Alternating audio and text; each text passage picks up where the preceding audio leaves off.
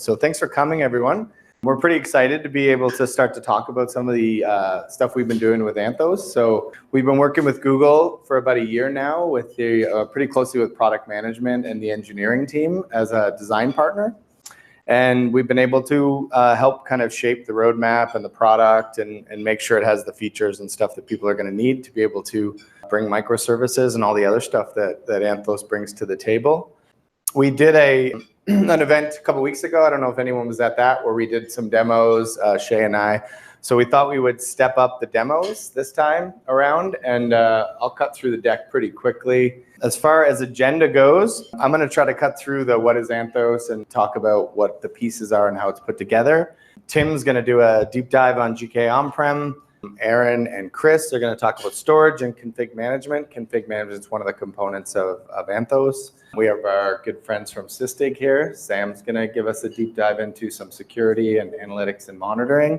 And then we're going to show some of the newer sides. So dive into Istio. In true fashion, Tim was up late last night trying to invent something that no one's ever done before. So we'll see how that demo goes. And if we have time, I've actually got Cloud Run working on GK on-prem now. So the code came out, well, it's still in alpha, but about a week ago, and that's working well. So that's the serverless side of what Anthos does and what it brings to the table. I found this slide kind of interesting. If you look at this side from about 2013 when Docker came to the table and really changed the game as far as containers go, I kind of had a long history back here with Solaris. So containers aren't that new. We had things called zones back then, but we didn't have an orchestrator like Kubernetes back then. Arctic kind of came in and started out probably around early 2015, I think it was, when we started really getting into this. So we've been lucky to be able to work with Kubernetes for 3.5 years now. And then you see all the cool stuff coming. So Kubernetes 1.0, Envoy, Istio, now we've got Knative and things like that, and then we've got GK on-prem. So we'll talk about a bunch of this stuff today. When we get into Anthos, some of the bigger, more powerful things I think long-term from a customer perspective is a lot of people are really interested in the managed operation side of this. So day two ops is hard in Kubernetes and any kind of platform. And you got to train people up, and more people are looking for a managed offering. So if their core business is banking, they don't want to be wrangling Kubernetes environments. Their core business is telco, same thing. So Google's come to the table with some managed offerings. So managed Istio, managed GKE. These things seem to be strong on the business case. And the biggest thing you're going to hear is like the common experience that you get to have, write code once, push it to the same common environments. You're not having to manage multiple kind of environments. Some of the use cases that we're seeing, probably the most popular one I see that I talk about with most customers is customers that are shipping software. So we went through this evolution of shipping virtual appliances. Now people are trying to ship container images, and they want to be able to have them shipped to a common platform and not have to test and validate against every microservices-based platform. We're seeing a lot of interest in the telco space. Some of the emerging use cases like that you're going to see is like the edge, solving for these edge use cases. So these small orchestrated clusters outside of the data center and in remote locations to be able to do like retail use cases, solve for some of these new 5G problems. I think those are some of the forward-thinking ones. And then we still have a lot of compliance issues, and not all application, not all data can make it to cloud. So this is a bridge, and a bridge that will allow people to kind of still innovate and move forward with microservices, but it doesn't all have to be in cloud. I see other use cases like scale out use cases where we have so much capacity on-prem, but then we're going to move stuff out to cloud during Black Friday and busy periods, stuff like that. These are the components we're going to talk about today. At the top, it's really the Kubernetes foundational piece. We move into some of the infrastructure abstraction. You'll hear us talk about config management. That's your whole policy engine, policy as code, to be able to manage all these clusters across cloud and on-prem. And then we get into the bottom side is really what I kind of coined developer experience and intelligent defaults. So this is the piece that's making Kubernetes easy to consume for people. So for developers, this is you'll hear stuff around Knative project that there's a lot of good companies working on. It's not just Google pushing that one along. And this gets into the serverless space. So it enables, if you don't know what knob to turn, Knative will make a decision for you, but you can still be able to dig into the covers as you start to dive into these things. There's a ton of interest around Istio and this service operator concept. So being able to steer and do telemetry, traffic shape things. Istio is used a lot in a common term, but it's really about 5 different projects that it brings to the table, different use cases. So Tim's going to dive a little bit deeper into that today.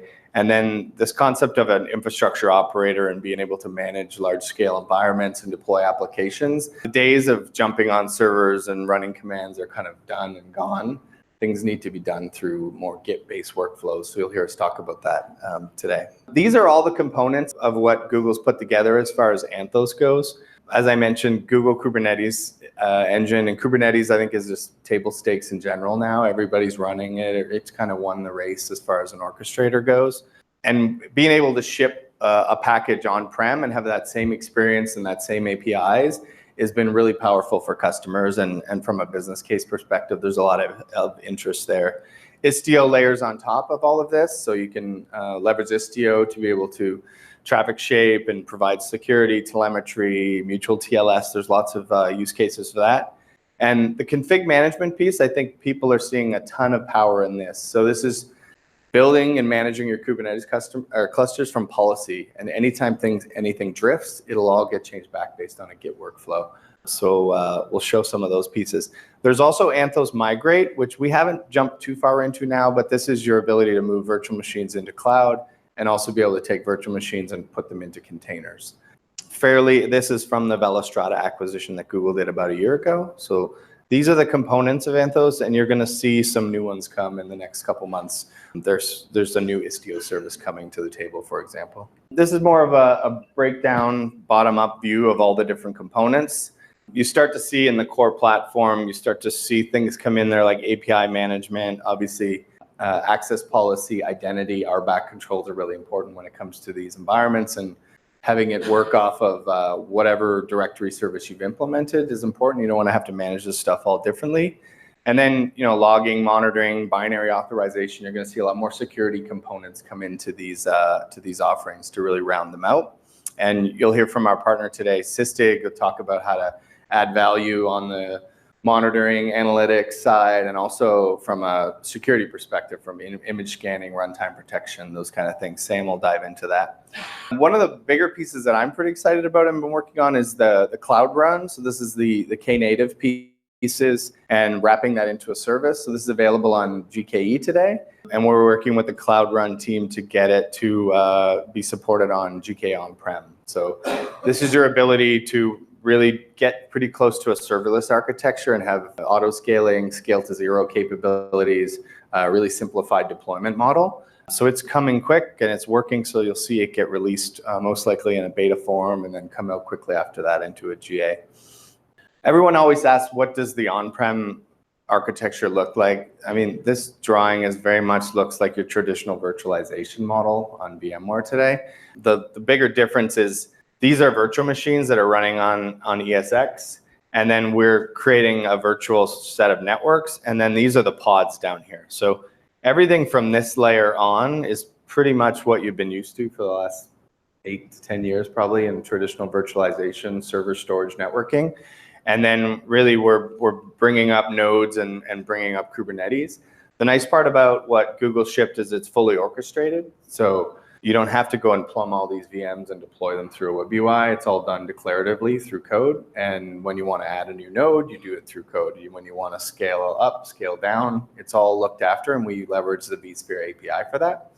Google's made some announcements. You'll see that GK on-prem is going to be supported on AWS, Azure, other cloud platforms. So now you can start to leverage other clouds, but have that common experience again, same deployment model. Doesn't have to just be in GCP or on-prem. Gives you a lot of choice.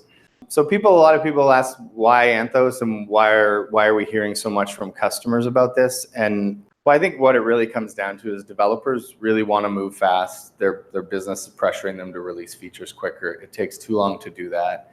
Operations and security are really struggling with change and this rapid nature of everything changing all the time. So those things are kind of at odds. So I think shipping a predictable stack that runs a certain way and has the management tools built in and also has the backing of Google from a managed service perspective, there's a lot of value there, and businesses can start to focus on their core business and stop trying to manage large-scale Kubernetes environments. We've kind of proved that that's pretty hard to do. just some things we're hearing. I think I mentioned a lot of these, but just this common experience and this consistent toolkit is really what people are trying to get to. And they want choice. So telling me I have to use your cloud all the time and I have to do it a certain way, customers aren't really, they want to have choice. I mean, you have to pick something to get started, obviously. But if you can have that common experience across multiple platforms and then have the backing of Google as far as a managed service, there's a lot of value there. Just before I end, I always try to explain this piece because I think a lot of our customers are enterprise customers and they struggle with having to change their processes. And changing processes is almost impossible in some of those large organizations to say, we used to release software a certain way. Oh, well, now we're going to change everything. Not everybody's cool with that. So I always try to explain this new world we're in is we used to ship jar files and WAR files and we moved them around from environment. We have a process for that. It's very well understood. The container image is really no different. We're going to build it a certain way. We're going to test it and then we're going to move it. We're not really going to move it. We're going to pull it from a secure registry. But the process of getting it tested, validated, and moved through environments has not changed from moving a jar file and a WAR file. So there's no real need to reinvent all of our enterprise processes and scare everybody away from all the change you're trying to push along. I think we can still innovate and push change, but fit into the processes that existed for so long. They work in compliance and everybody's comfortable with them. So we can still innovate without having to scare everybody away. So I call it the newish artifact. It's really this, it's just a package, a container image. It just happens to have all the configuration and all the application built into it. So it's a little easier to manage, obviously. This is kind of a vision of the end state pipeline, which I think people are trying to get to. And really what it says is it's built on starting with source, getting things built in a repeatable manner. And the most compelling thing that really changes is all changes that are going to make it upstream into production need to happen in development first. So if you're going to issue a hot fix or a 0-day or something comes out, there's no jumping into the environment and yum installing a package. This is go back to development, run it through your pipeline, and trust your release process. I'm going to move along a little quick so we can get to the demos, but these are what I talked about earlier. These seem to be the three personas that really fall into this, and many people would say this is DevOps, right? Getting security infrastructure and developers to work together and collaborate a little bit better. I'll let Chris and Aaron cover the config management pieces of this once they dive into it. One of the things we're working pretty hard on is to add more tools and do more integrations on top of Anthos and GK on-prem. So you'll hear from Sysdig today, but in many cases, we're dropping in like Harbor registries on-prem, leveraging HashiCorp Vault or different tools like that to be able to complement the service and add more security and telemetry and things like that. So you'll see a lot of Arctic talk a lot about the stuff on top of this. So building better pipelines, helping it fit into the business. There's certainly a core kind of install component to Anthos, but it really becomes valuable when we help our customers customize it, fit into their existing toolkits. There's a ton of choice. It's prescriptive in a deployment and an architecture, but you don't have to throw out all your old tools. They can certainly integrate into this platform and we can make them work. There's no reason to go and have to throw all your tools that you've invested in. There's a lot of integration possibilities. This is probably the most largest use case we've done. We worked with Optiva to onboard their application. It was about 90 pods, fairly complicated application. They were running in GKE. So what this really showed us is that we can take a modern microservices application and move it into an on-prem environment without making a lot of, any code changes. We had to update some Helm templates, and that's about it. Everything else was pretty much the same, and there's been a few published use cases on this. Typical project usually lasts about 5 weeks to get this up and running, so we try to be pretty prescriptive on walking in and having a project plan for somebody who wants to do a pilot. So we try to follow about a 5-week pilot at max, and then we move more into the application onboarding after that or in the last couple of weeks. We're going to talk about lots of use cases today. The config management use case is going to come up. I think it has a ton of power as far as just wrangling configuration. No one likes dealing with YAML files and spaces and things like that. So having a known config that works and being able to trust it is very powerful. Another good use case we find is this is all automatable now. So having on-demand clusters, so a developer checks in code, which drives a cluster build, does unit testing. When it's done, it just gets torn back down. This is a perfect case to use GKE in cloud. So you might have compliance issues on data or something like that. But for test environments, this is what the cloud is for. Use them, pay for them by the minute, tear them up, tear them down. And this is a typical kind of like workflow that we've built into being able to use ephemeral clusters on-prem, but then being able to push the code or deploy the applications in our data center. So you can kind of get the best of both worlds.